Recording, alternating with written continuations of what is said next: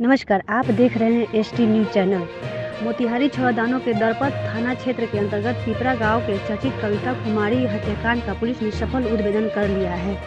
मामला प्रेम प्रसंग से जुड़ा हुआ है, जहां पिता ने ही अपनी पुत्री की हत्या कर दी थी।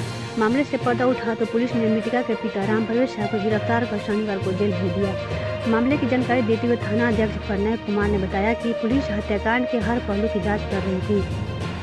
प्रारंभ से मृतक का पिता पुलिस के संदेह के घेरे में था। उसका बॉडी लैंग्वेज के बयान से मैच नहीं कर रहा था। अनुसंधान के क्रम में यह साक्ष्य के आधार पर उससे कड़ी पूछताछ की गई तो उसने अपना अपराध स्वीकार कर दिया। अपने स्वीकृति में यह भी बताया कि कविता अपने प्रेम प्रसंग में वह हमेशा अपने घर से भाग जाती थी।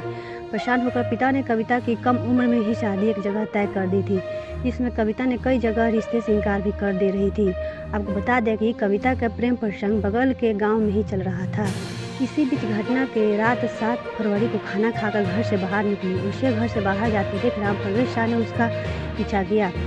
वह गांव के बाहर ही खेत में मिली। उसने उसे रोककर घर वापस चलने के लिए कहा, लेकिन उसने अपने पिता की बात नहीं मानी। जबरदस्ती करने पर वह अपने पिता से गाली गलौज एवं हाथापाई करने लगी। इस पर राम प्रवेश को गुस्सा आ गया एवं उसने कविता को जमीन पर पटक कर बांस के फट्टी में गला दबाकर उसकी हत्या कर दी। इसके बाद हाथ में हत्या के आरोप ना लगे उसके गले में दुपट्टा का फंदा बनाकर उसके गले में कस दिया।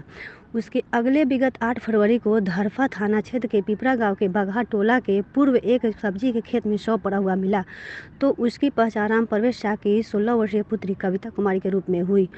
और इस मामले में मृतका के पिता ने इस हत्या का आरोप थाना में आवेदन देकर 4 लोगों को पर FIR भी लगाया था। धन्यवाद।